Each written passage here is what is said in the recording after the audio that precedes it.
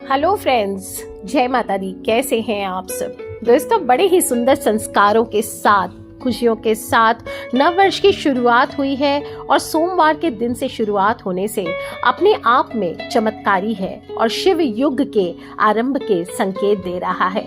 आप देखिए, आज का जो यंग जनरेशन है सभी भोलेनाथ में लीन दिखाई देते हैं, सभी शिवमय दिखाई देते हैं। धीरे धीरे समय तेजी से बदल रहा है और शिव युग की शुरुआत हो रही है। अयोध्या में फिर राम जी की स्थापना भी हो रही है और शिव और राम अलग नहीं है। रामायण में भी भगवान राम कहते हैं कि शिव और राम में अंतर जानने वाला कभी भी भगवान शिव का या भगवान राम का प्रिय नहीं हो सकता। शुक्ल यजुर्वेद संहिता के अंतर्गत रुद्र अष्टाध्यायी में सूर्य, इंद्र, विराट पुरुष, हरे वृक्ष, अन्न, जल, वायु, मनुष्य के कल्याण के सभी हेतु और प्रकृति सभी भगवान शिव के ही स्वरूप माने गए हैं। यही रुद्र है, यानी रुत को दूर करने वाले, यानी दुखों को हरने वाले। अतः भगवान शिव का स्वरूप परम कल्याण कारक है और इस सुंदर नव वर्ष में भोलेनाथ के दर्शन अगर आपको सपने में हो जाए तो फिर बात ही क्या है। जिस प्रकार इस ब्रह्मांड का ना तो कोई अंत है, ना छोर, ना शुरुआत, संपूर्ण ब्रह्मांड स्वयं शिव में समाया हुआ है। जब कुछ भी नहीं था तब शिव थे और जब कुछ भी नहीं होगा तब भी शिव रहेंगे। और अगर आपको सपने में शिव दिख जाए तो समझ जाए कि संपूर्ण सृष्टि की खुशियां आपके आंचल में इस नव वर्ष में सिमटने वाली है। अगर आपको सपने में शिवजी दिखते हैं तो इसका मतलब है कि शिवजी की कृपा आप पर बरसने वाली है और उनकी कृपा से ही शारीरिक हो, मानसिक हो, आर्थिक परेशानियां हो, इन सभी से आपको बहुत जल्दी निजात मिलने वाली है। विशेष रूप से अगर आपको सपने में शिवजी ध्यान मुद्रा में दिखते हैं तो ये इस बात की ओर इशारा करता है कि बहुत जल्द कार्य के क्षेत्र में जबरदस्त सफलता आपको मिलेगी। इसके साथ ही ये स्वप्न नौकरी में तरक्की के भी पूर्व संकेत देता है। सपने में आप सिर्फ शिवजी नहीं, उनका मंदिर भी देखते हैं तो ये भी मनोकामना पूर्ति करता है। इसका अर्थ है आने वाले समय में शिवजी की कृपा से आपकी हर इच्छा पूर्ण होने वाली है। और अगर सपने में आपको शिवलिंग के दर्शन हो जाएं तो ये चमत्कारिक फल देने वाला स्वप्न है। आपको उनके आशीर्वाद से बहुत कुछ हासिल होने वाला है। नौकरी हो, व्यापार हो, इससे भी संबंधित हो सकता है धन प्राप्ति, पैसों की प्राप्ति, कोई लॉटरी लगना, कोई आकस्मिक धन लाभ होना, इसके संकेत होते हैं।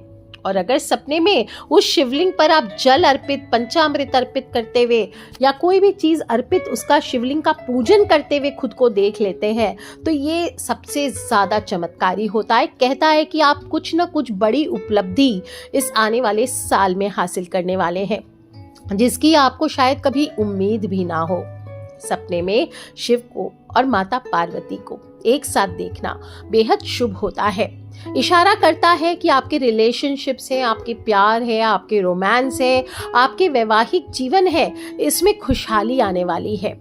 या अगर आप शादीशुदा नहीं हैं तो आपकी शादी होने के योग हैं, आपके पार्टनर के साथ आपके रिश्ते मजबूत होंगे। और अगर डिवोर्स तक होने वाला है तो कहते हैं कि अगर ऐसा स्वप्न आ जाए तो वो डिवोर्स कैंसिल होकर के पति पत्नी फिर एक बार साथ हो जाते हैं। इसी तरह से अगर शिव परिवार का दर्शन हो जाए तो पारिवारिक खुशियों में इजाफा होता है। और शिवजी के कोई चिन्ह हो, जैसे कि डमरू हुआ, त्रिशूल हुआ, नंदी हुआ, इस तरह के कोई भी आपको शिवजी की सवारी हुई, ये दिख जाते हैं तो ये अपने आप में चमत्कारी होते हैं। इशारा करते हैं कि बहुत जल्द आप किसी बड़े कष्ट से आपको मुक्ति मिलने वाली है। इसी तरह से अगर आपको कोई, बस ये ध्यान रखना है, कोई भी देवी देवता आपको सपने में दिखते हैं, चाहे कृष्ण हो या राम, सूर्य हो या गणपति या हनुमान, बस मुस्कुराते हुए दिखे, दुर्गा हो, माँ दुर्गा हो, माँ काली हो, कोई भी हो, मुस्कुराते हुए दिखे अगर देवी हो तो यह आने वाले वर्ष में आपके लिए शुभ संकेत होते हैं, आपके जीवन में उन्नति का मार्ग प्रशस्त करते हैं।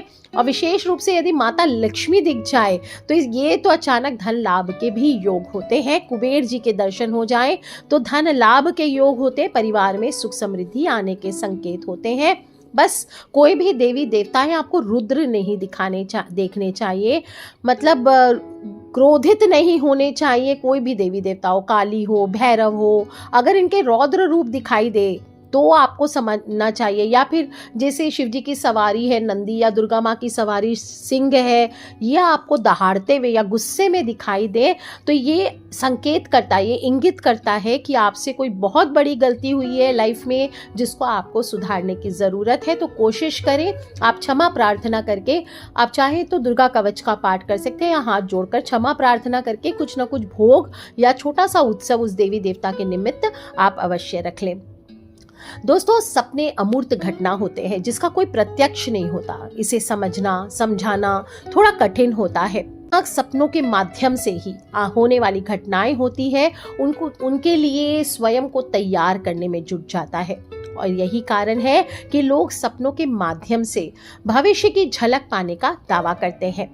वैज्ञानिक भी मन की कार्य प्रणाली और चेतना की प्रकृति को समझने का तरीका मानते हैं इसको, और ये जानकर रखना अच्छा होता है कि कौन से अच्छे संकेत होते, कौन से बुरे, ताकि कभी आपको इस प्रकार के सपने आए तो आप कम से कम अपने इष्ट देव से जीवन में सब कुछ अच्छा करने और संकटों से बचाव करने की प्रार्थना कर सकें।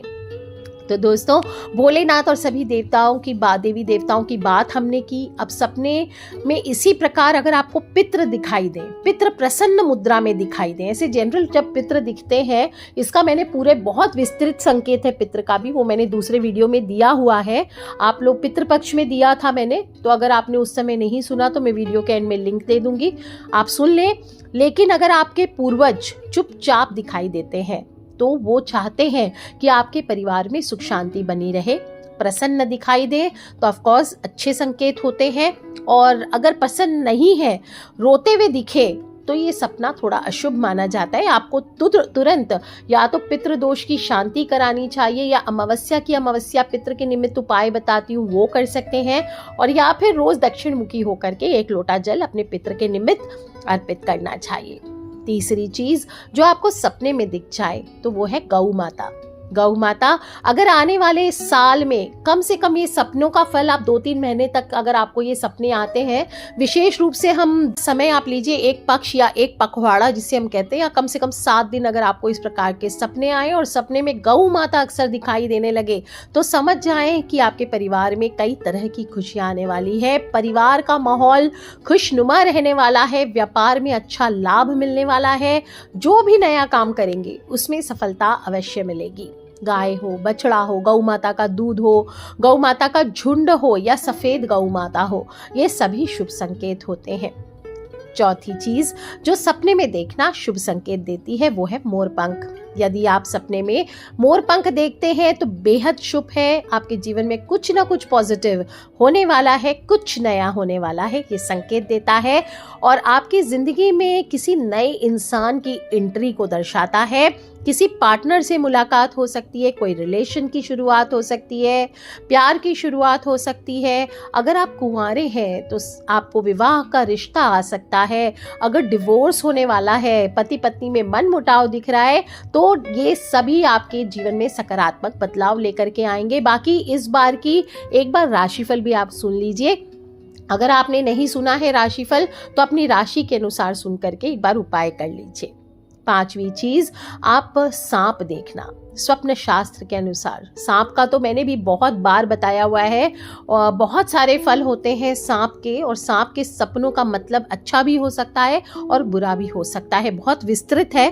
अगर किसी को भी सपने में बहुत सारे सांप दिखाई देते हैं तो ये ठीक नहीं होता है। बाकी ये सपना भविष्य में परेशानियां आने का संकेत देता है, पितृ दोष बताता है, राहु दोष, और कुछ केसेस में मैंने पर्सनली देखा है कि गुरु ग्रह के दोषों से पीड़ित भी व्यक्तियों को अक्सर सांप दिखाई देते हैं।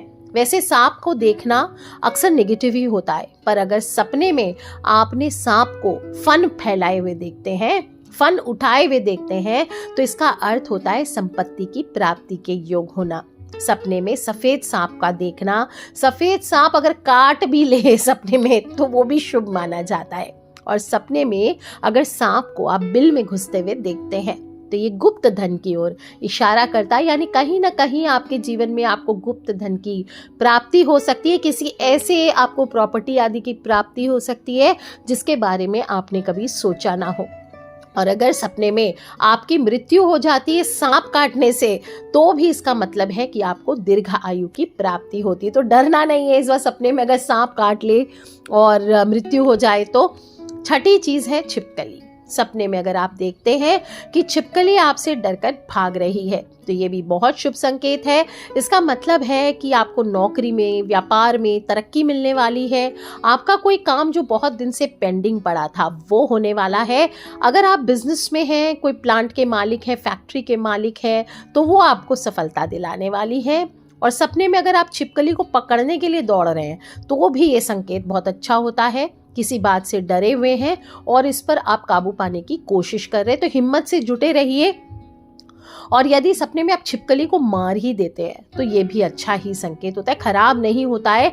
यानी आप अपने घर में आई हुई समस्या से छुटकारा पाने की कोशिश में लगे हैं और बिल्कुल मिल जाएगा आपको छुटकारा। बाकी छिपकली और सांप तो ऐसी चीज़ें हैं जिनके सपने का बहुत विस्तृत फल होता है, तो इनके और डिटेल्स आपको दूसरे वीडियो के लिंक में मिल जाएंगे। मैं कोशिश करूँगी वीडियो के एंड में आपको दे दूँगी। सपने में पुष्प देखना, फूल देखना, पत्तियां, पेड़ पौधे, ये देखना भी अपने आप में अद्भुत माना गया है। और ये आपके जीवन में प्यार हो, अध्यात्म हो, स्नेह हो, इनको लेकर के आता है। कोई अचीवमेंट, कोई पुरस्कार आप प्राप्त कर सकते हैं। पौधा सपने में देखना आपके जीवन में पूर्णता को प्रदान करता है। खुशी हो, आनंद हो, प्रेम का प्रतीक होता है और डिनोट करता है कि अनंत काल तक आपको अपने जीवन में खुशियां मिलेगी। इस नव वर्ष में आने वाले समय में आपको सभी खुशियां जरूर प्राप्त होगी। सुंदरता का स्पर्श लेकर के आते हैं, सुंदर सुंदर चीजें, लग्जरीज, रोमांस, ये आपकी लाइफ में बढ़ जाएंगे और मानव दुनिया के दुख और चिंताओं से आप परे रहने वाले हैं।